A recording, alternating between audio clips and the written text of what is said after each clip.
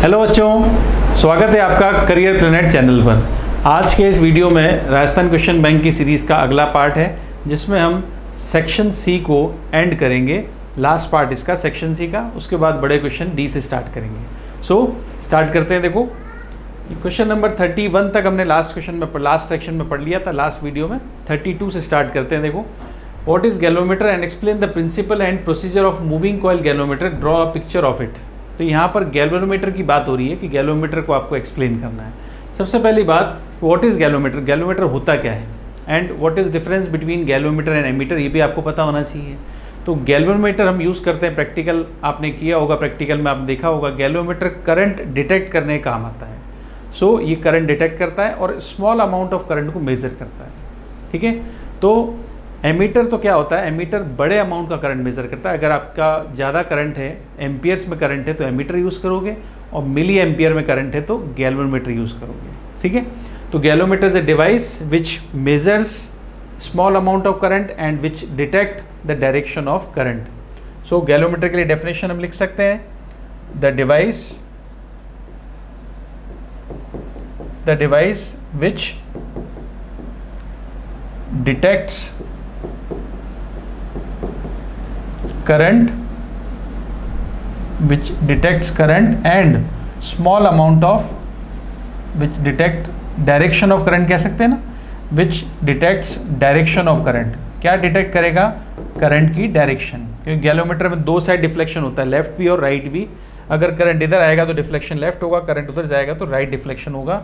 Which detects direction of current and measures small amount of current,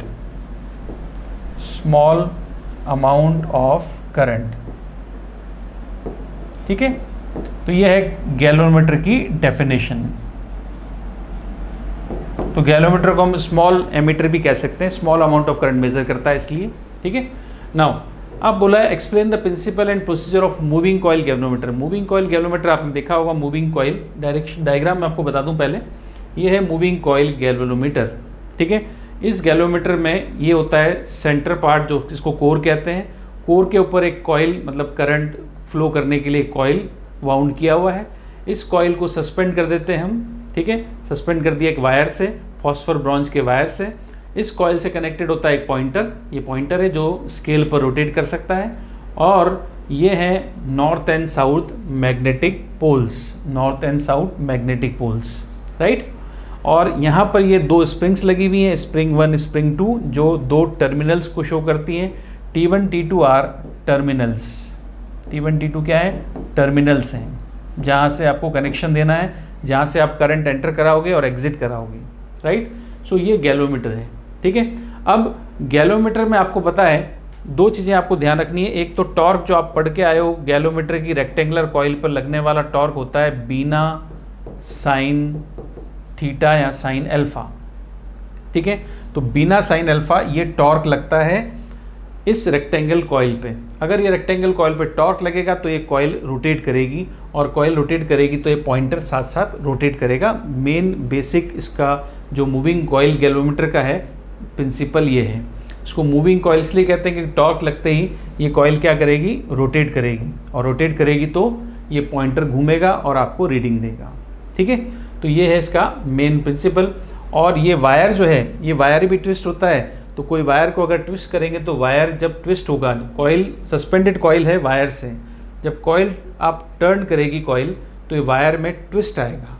तो wire में twist आएगा तो wire में भी एक रीस्टोरिंग टॉर्क डेवलप होता है, रीस्टोरिंग टॉर्क वायर में भी डेवलप होता है। ठीक है, तो ये main basic moving coil galvanometer का बेसिक चीज़ आपको ध्यान होनी चाहिए। टॉर्क लगेगा, कॉइल घूमेगी, इसलिए इसका नाम मूविंग कॉइल गैल्वेनोमीटर है। तो सबसे पहले आपसे पूछा है explain the principle, moving coil galvanometer का प्रिंसिपल क्या है। तो प्रिंसिपल देखो आप, ये प्रिंसिपल है, when a current flows in galvanometer current flow करेगा थ्रू द टर्मिनल्स, मतलब कॉइल में। The forces on two longitudinal sides acts which are not in one line of action. दो जो कॉइल है उन पे दो फोर्सेस जो एक लाइन पर एक्ट नहीं होते हैं, वो मिलकर टॉर्क बनाते हैं, due to which a torque acts on the coil. Torque act होता है दो फोर्सेस की वजह से जो एक लाइन पर नहीं होते हैं, जिनकी लाइन ऑफ एक्शन डिफरेंट होती है, ठीक है। तो ये टॉर्क एक्ट हुआ which produces rotation in the coil, जो कॉइल में रोटेशन प्रोड्यूस करेगा, ठीक है।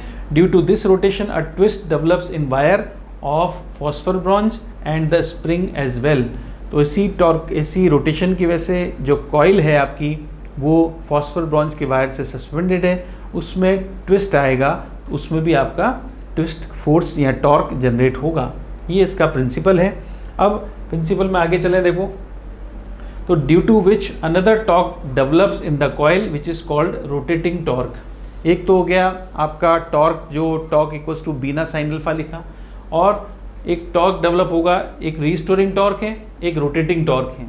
जो बीना साइन थीटा है, बीना साइन अल्फा है, वो है rotating torque, BINA sine alpha ये है रोटेटिंग टॉर्क जो कॉइल को रोटेट करता है। और जो रीस्टोरिंग टॉर्क आएगा, जो वायर सस्पेंडेड है, जो कॉइल जिस वायर से सस्पेंडेड है उसमें आएगा रीस्टोरिंग टॉर्क। सो पहले मैं यहाँ पर रीस्टोरिंग टॉर्क की वैल्यू लिखी हुई है। रीस्टोरिंग टॉर्क को टॉर्क ट्विस्ट से लिखा हुआ है, ट्विस्ट इक्वल्स टू होगा फाई, फाई होगा एंगल और ट्विस्ट, वायर को जितना ट्विस्ट करेंगे उतना उसके अंदर टॉर्क आता है।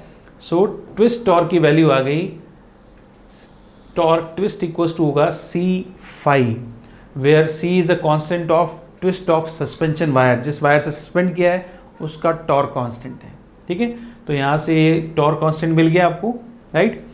सो यहाँ पर ये अगर सी को आप डिफाइन नहीं करोगे तो भी चलेगा, सी को आप मत करें डिफाइन, सी की यूज़ नहीं है, कांस्टेंट को डिफाइन करने की ज़रूरत नहीं है, तो हम ये यहाँ पे नहीं कर रहे हैं, ठीक है।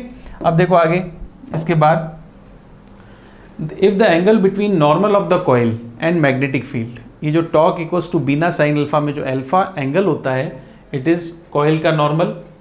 कॉइल का नॉर्मल मतलब होता है एरिया ऑफ द कॉइल, ठीक है। जैसे आप सपोज करें ये कॉइल है, ये आपकी कॉइल है, इस कॉइल का नॉर्मल, इस कॉइल का नॉर्मल इस तरह से आएगा, और मैग्नेटिक फील्ड यहाँ पे इस तरह से लगा हुआ है। सपोज करें मैग्नेटिक फील्ड कहीं किसी जगह पर इस तरह से लगा हुआ है, तो बी में और कॉइल के नॉर्मल के बीच में जो एंगल होगा इट इज़ अल्फा, ठीक है।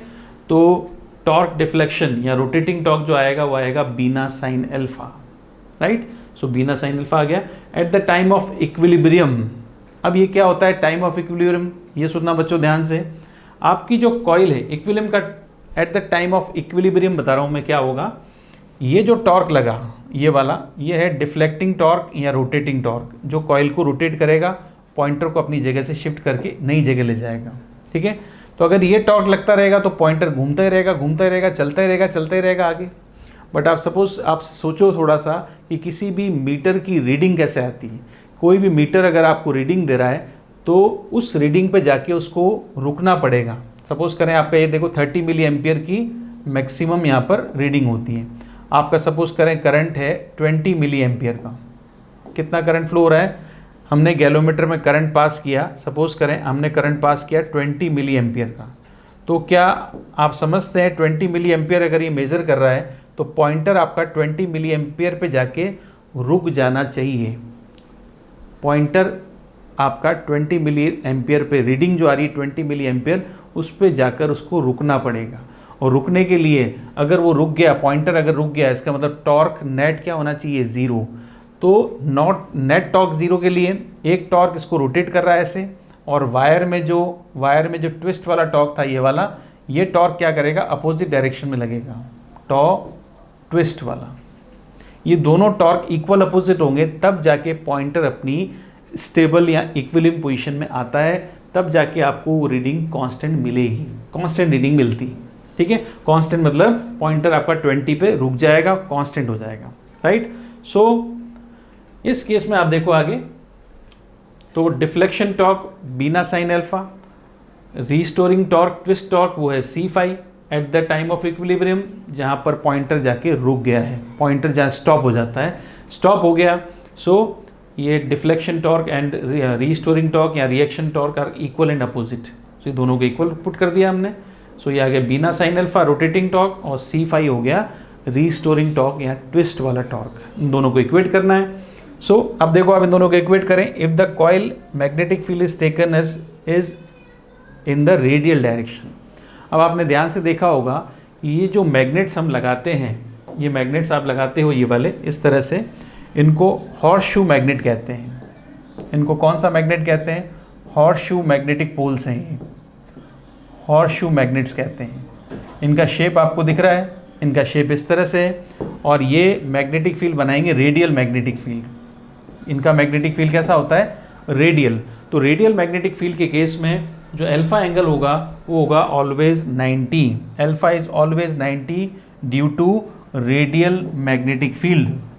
ठीक है, समझना बच्चों ध्यान से। टॉक इक्वल्स टू ये जो बीना साइन अल्फा था, इसमें अल्फा ऑलवेज 90 होगा due to radial magnetic field. ठीक है, तो ये बीटा अल्फा 90 रख दिया, तो ये दोनों टॉर्क को इक्वेट कर देंगे हम, तो हमारे पास क्या रिलेशन आता है लास्ट देखो फाइनल।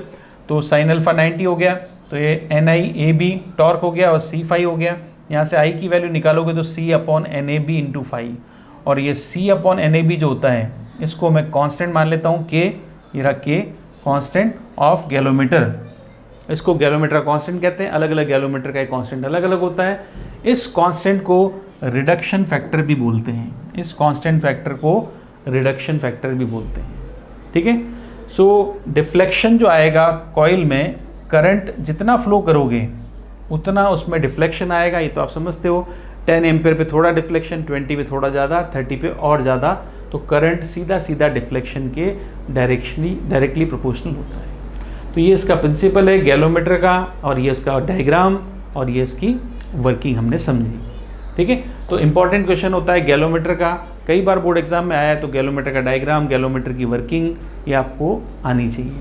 कंस्ट्रक्शन भी आप इजीली डायग्राम देखकर लिख सकते हो। डायग्राम हमेशा लेबल्ड बनाना है, मैं आपको पहले कई बार कह चुका हूँ, फिर कह रहा हूँ डायग्राम हमेशा लेबल्ड डायग्राम बनेगा। ठीक है, नेक्स्ट देखो क्वेश्चन नंबर 33।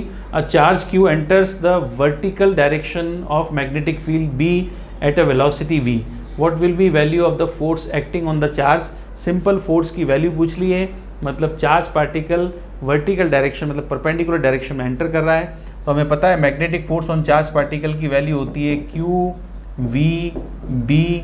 चलो वेक्टर फॉर्म में लिखते हैं, पहले आप पूरा लिखोगे। मैग्नेटिक फोर्स क्या होगा? F equals to Q V cross B.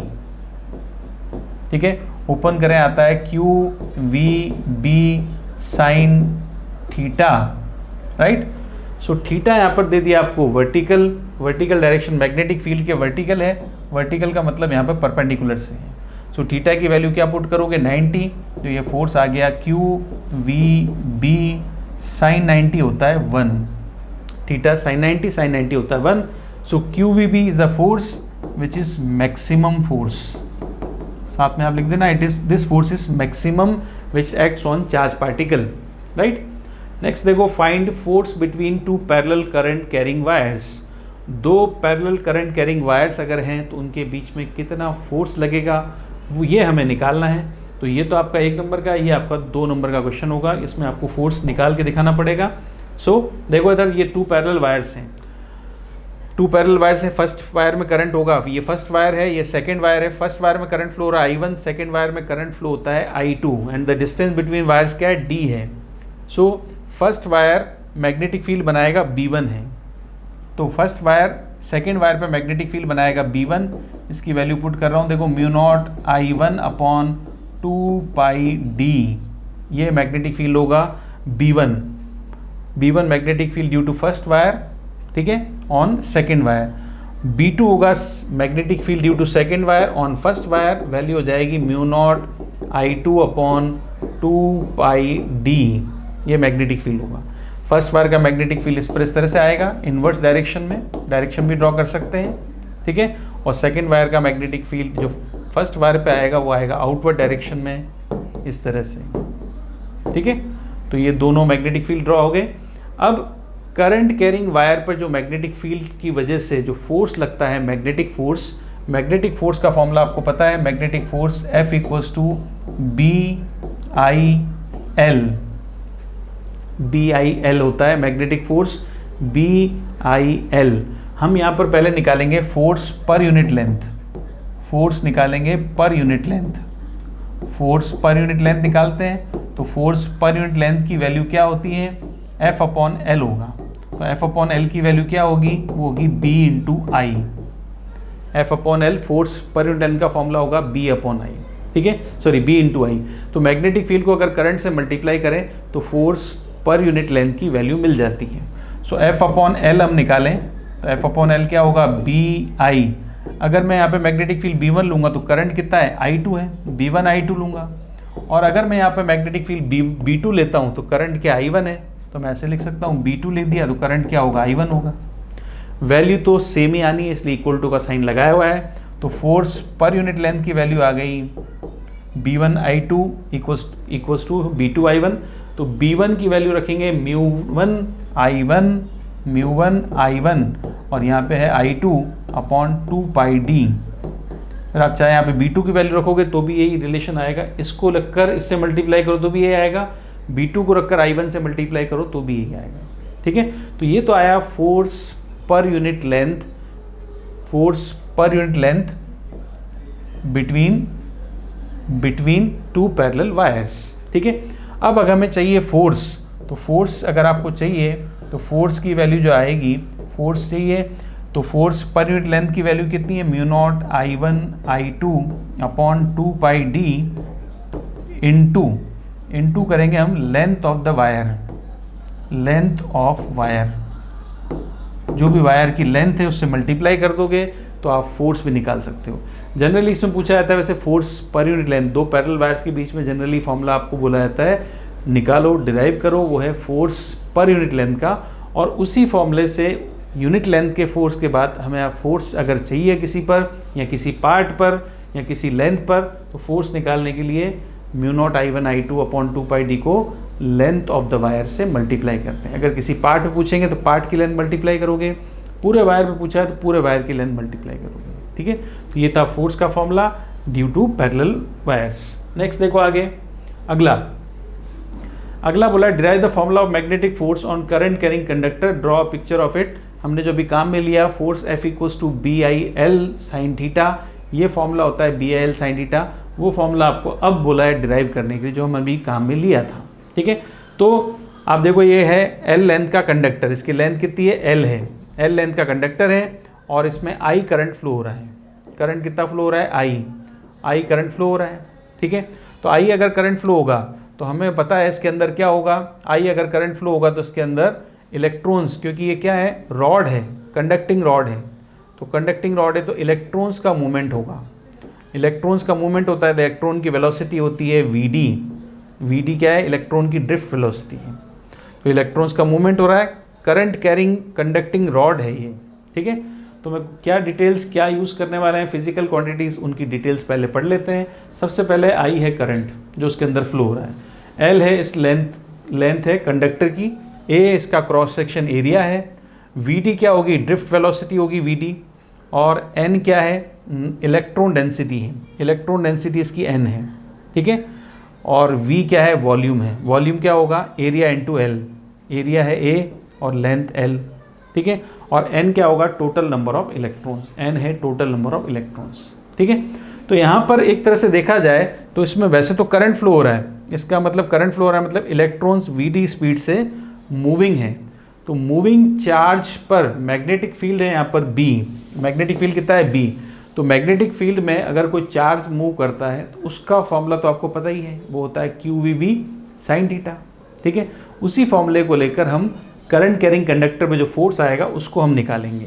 Right, so magnetic force कितना होता है मूविंग चार्ज पार्टिकल पर, वो आपको पता है, magnetic force FM magnetic force हो गया ऑन मूविंग चार्ज, तो यहाँ पर वो मूविंग चार्ज का फॉर्मूला हम यहाँ पर यूज़ करेंगे।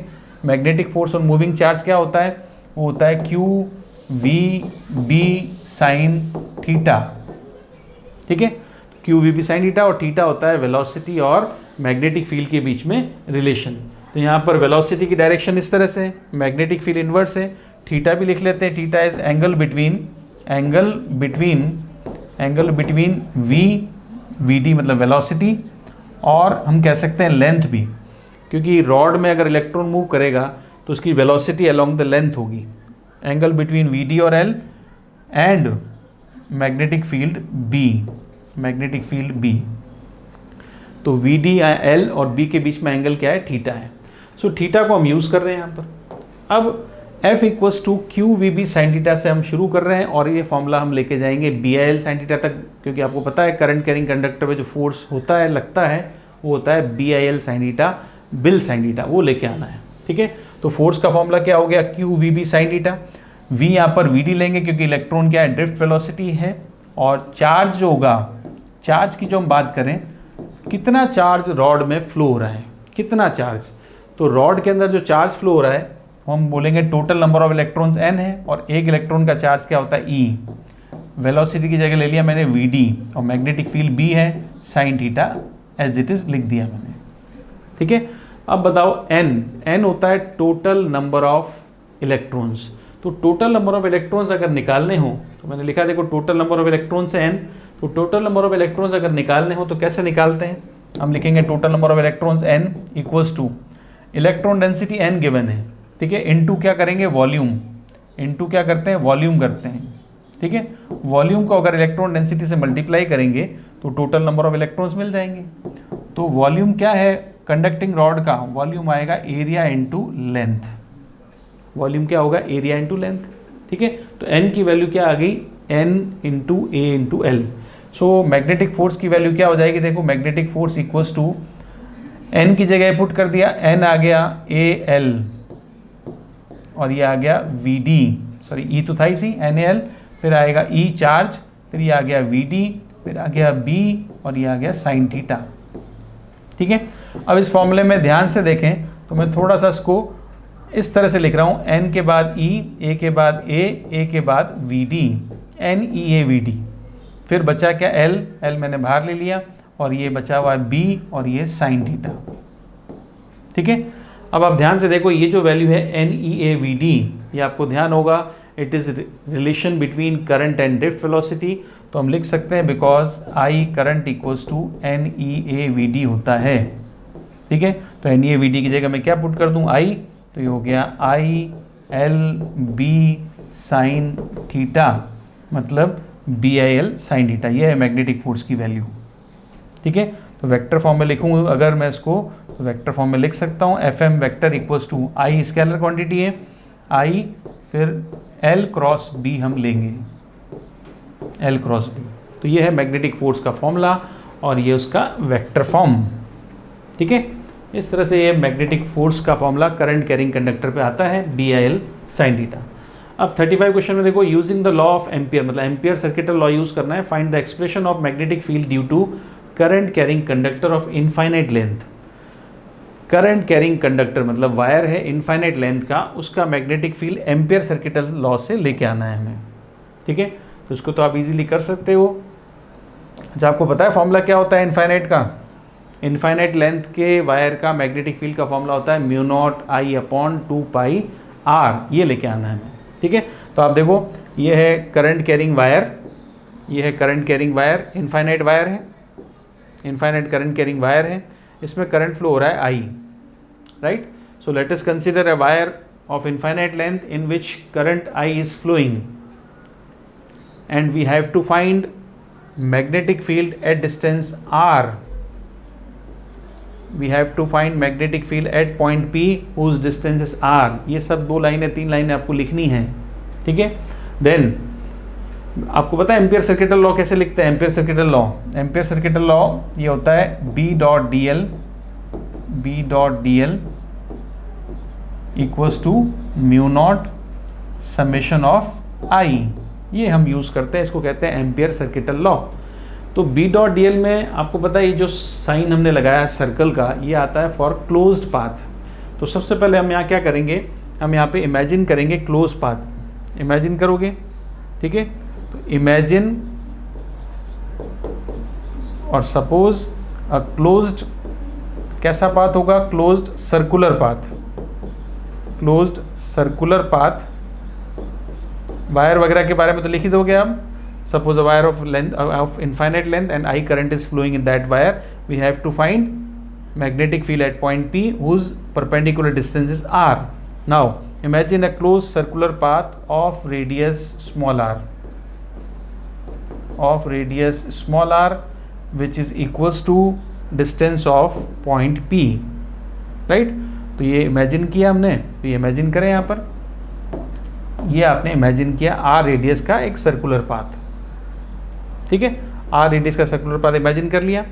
नाउ ये आपने देखा सर्कुलर पाथ आ गया। मैग्नेटिक फील्ड तो हमें यहाँ निकालना ही है, बी जो हमें निकालना है। डीएल क्या होता है, डीएल आएगा यहाँ पर स्मॉल एलिमेंट की लेंथ, ठीक है। फिर आप लिखोगे suppose a small element of length DL, suppose a small element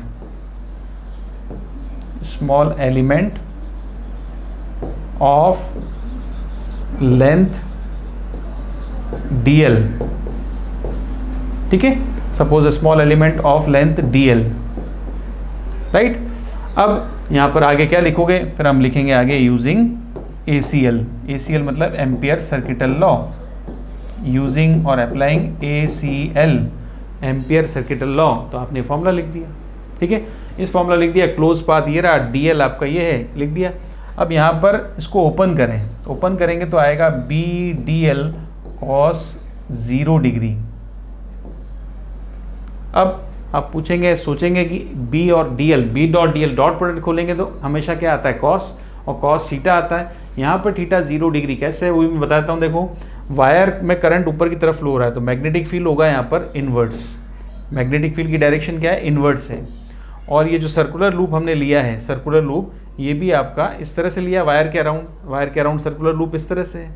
तो वायर के अराउंड अगर सर्कुलर लूप इस तरह से, तो यहाँ पर आपने स्मॉल एलिमेंट लिया है DL, तो DL का जो टेंजेंट ड्रॉ करोगे, DL का जो टेंजेंट ड्रॉ होगा ये भी ऐसे अंदर की तरफ आएगा। सर्कुलर लूप इस तरह से, स्मॉल एलिमेंट लिया, इसका जो DL या टेंजेंट ड्रॉ करेंगे, ये है डायरेक्शन ऑफ DL, ये है B की डायरेक्शन और ये डायरेक्शन है DL की। तो DL भी क्या है, ये सर्कुलर लूप होगा तो DL भी अंदर की तरफ है, मैग्नेटिक फील्ड भी अंदर की तरफ है, इसलिए एंगल क्या होगा, 0 डिग्री, राइट। सो B अब यहाँ लिखना है इंटीग्रेशन ऑफ DL, तो DL का इंटीग्रेशन, अब DL का इंटीग्रेशन मतलब total length of the circular path. तो total length of the circular path आपको पता है वो होती है 2 pi r, circumference 2 pi r, ठीक है। राइट साइड में आ जाओ तो राइट साइड में होता है mu naught summation of I, तो I लिखेंगे।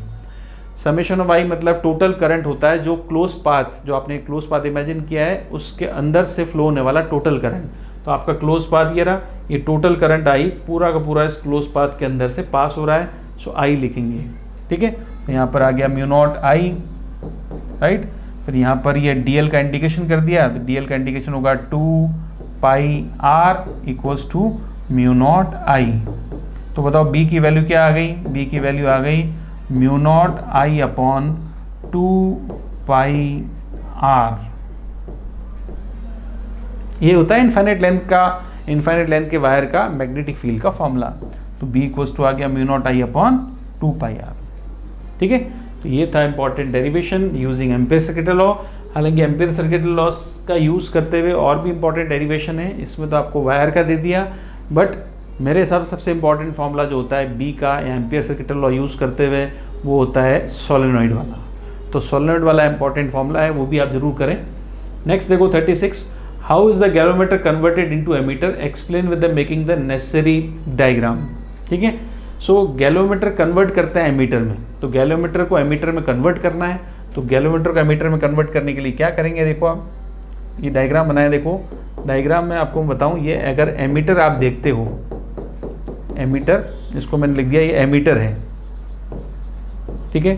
तो अगर ये एमीटर है तो एमीटर के अंदर अगर आप देखोगे तो एमीटर तो क्या होता है, बड़ा करंट मेजर करता है। ये करंट आ रहा है I मतलब लार्ज अमाउंट ऑफ करंट है, ठीक है। तो ये करंट अंदर आएगा, राइट। तो ये करंट अंदर आएगा तो आप देखोगे यहाँ पर तो गैलोमीटर मिलेगा आपको, करंट अंदर आएगा, गैलोमीटर को एमीटर में कन्वर्ट करना होता है, ये गैलोमीटर है, ठीक है। अब गैलोमीटर में तो करंट स्मॉल अमाउंट का जाता है, इसलिए यहाँ पर करंट स्मॉल अमाउंट का जाना चाहिए, इसीलिए गैलोमीटर के साथ पैरेलल में स्मॉल रेजिस्टेंस S लगा दिया जाता है। गैलोमीटर के पैरेलल में स्मॉल रेजिस्टेंस S को हम बोलते हैं शंट रेजिस्टेंस, शंट बोलते हैं इसको। तो गैलोमीटर के साथ शंट अगर आप पैरेलली प्लेस करोगे तो ये आपका एमीटर में कन्वर्ट हो जाएगा। आपसे पूछा ये था how is the galvanometer converted into ammeter, तो आप क्या लिखोगे, galvanometer can convert into ammeter by connecting या combining by combining small resistance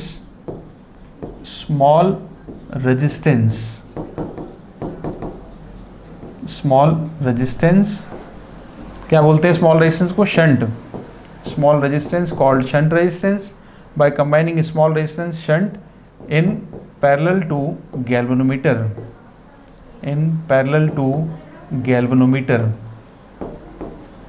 ठीक है, तो गैल्वोमीटर के पैरेलली आप इसको कंबाइन करोगे। गैल्वोमीटर के पैरेलल कनेक्शन कंबाइन करने से, गैल्वोमीटर के पैरेलल स्मॉल रेजिस्टेंस को कंबाइन करने से it will convert into ammeter, right.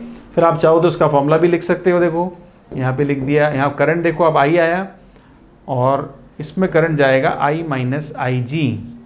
ठीक है, तो आई जी ऊपर चला गया, I minus I G. Small resistance लगाने से क्या होगा? मेन करंट शंट से पास होता है, मतलब शंट के थ्रू बाईपास होता हुआ सर्किट में आगे कंटिन्यू करता है। ठीक है, तो यहाँ पर जो रिलेशन लिखना है आपको शंट का लिखना है, तो शंट की वैल्यू भी लिख दोगे बाय कनेक्टिंग स्मॉल रेजिस्टेंस। तो आपसे पूछ सकते हैं स्मॉल रेजिस्टेंस कितना, तो एस की वैल्यू भी आपको लिखनी पड़ सकती है। एस का फॉर्मूला भी आप लिख सकते हो। एस का फॉर्मूला होता है जी आई जी अपॉन आई माइनस आई जी।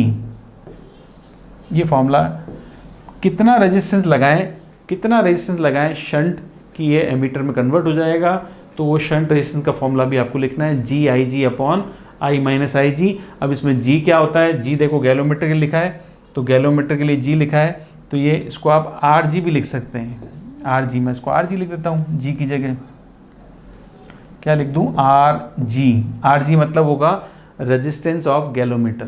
ठीक है, तो गैल्वोमीटर ये है और इसका रेजिस्टेंस क्या है? आर जी है। आई जी क्या होगा? करंट इन गैल्वोमीटर या full scale deflection current of galvanometer. I क्या होता है? आई जो मेन करंट आ रहा है, I is a main current, और हम बोलते हैं रेंज ऑफ एमीटर। आपको किस रेंज का एमीटर बनाना है वो इम्पॉर्टेंट है। रेंज ऑफ एमीटर, आपको 1 एम्पेयर का एमीटर बनाना है। गैल्वोमीटर तो वही है, इसी गैल्वोमीटर को आप 1 एम्पेयर का एमीटर बना सकते हो, 2 एम्पेयर का बना सकते हो, 3 एम्पेयर का बना सकते हो, 5 का बना सकते हो। तो आपकी जो रेंज है एमीटर की वो आई की फॉर्म में आपको यहाँ लिखनी है। ठीक है, तो ये वैल्यू है। नेक्स्ट देखो अगला क्वेश्चन क्या बोला है इसमें? If a charge particle is moving at angle theta, theta is greater than 0 and less than 90 angle with the magnetic field, calculate pitch of charge particle.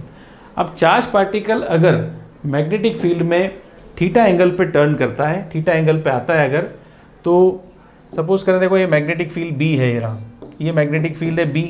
ठीक है, और चार्ज पार्टिकल यहाँ पर क्यू पार्टिकल है चार्ज, और वो theta angle पे ऐसे एंटर करता है मैग्नेटिक फील्ड में एट एंगल थीटा।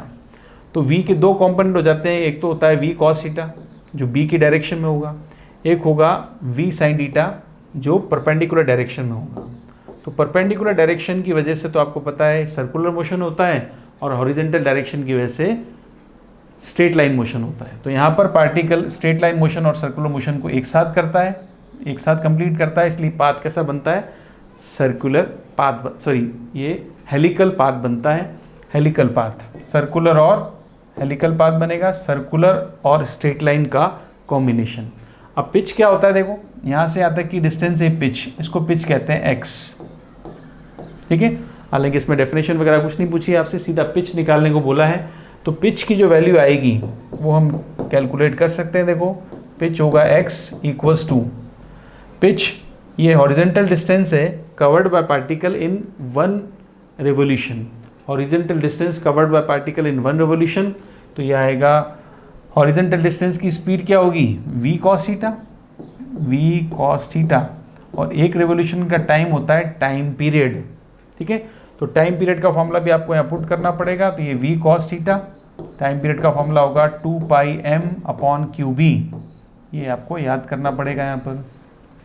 ठीक है, तो टाइम पीरियड होता है 2 पाई m अपॉन क्यू बी, वो हमने पुट कर दिया। तो ये आ गया हमारे पास पिच ऑफ हेलिकल पाथ। ठीक है, अब ये पहला पार्ट तो ये पूछ लिया इसमें। दूसरा पार्ट पूछा है right the law of bio-Savart. तो बायो-सावर्त लॉ के लिए पूछा है आपसे सेकेंड पार्ट में। तो बायो-सावर्त लॉ अब करते हैं आगे। बायो-सावर्त लॉ, तो अब देखो बायो-सावर्त लॉ कैसे लिखेंगे, क्या होगा? बायो-सावर्त लॉ होता है BSL कहते हैं इसको, B.S.L। ठीक है, तो क्या होता है BSL? देखो हमने यहाँ पे एक वायर लिया, इसमें फ्लो होने वाला करंट है आई। वायर हमने इस तरह से लिया, हमें वायर का फिक्स नहीं पता कि वायर स्ट्रेट है या सर्कुलर, इस तरह, इसलिए हमने इस तरह का वायर लेते हैं। अगर स्ट्रेट होगा तो सीधा कर लेंगे और सर्कुलर होगा तो इसी वायर को घुमा लेंगे। तो according to BSL magnetic field, small magnetic field due to small element. अब यहाँ पर एक स्मॉल एलिमेंट ले रहे हैं हम, ये वाला, ये स्मॉल एलिमेंट लिया हमने DL, ये स्मॉल एलिमेंट है। Due to this small element magnetic field लिखना है r डिस्टेंस पे इस पॉइंट P पर। तो small element small magnetic field बनाएगा dB स्मॉल मैग्नेटिक फील्ड बनाएगा, ठीक है। तो इस dB की वैल्यू क्या होगी? तो according to BSL magnetic field due to small element, magnetic field due to small element of current carrying conductor is directly proportional to length of small element, first point, directly proportional to length of small element, comma,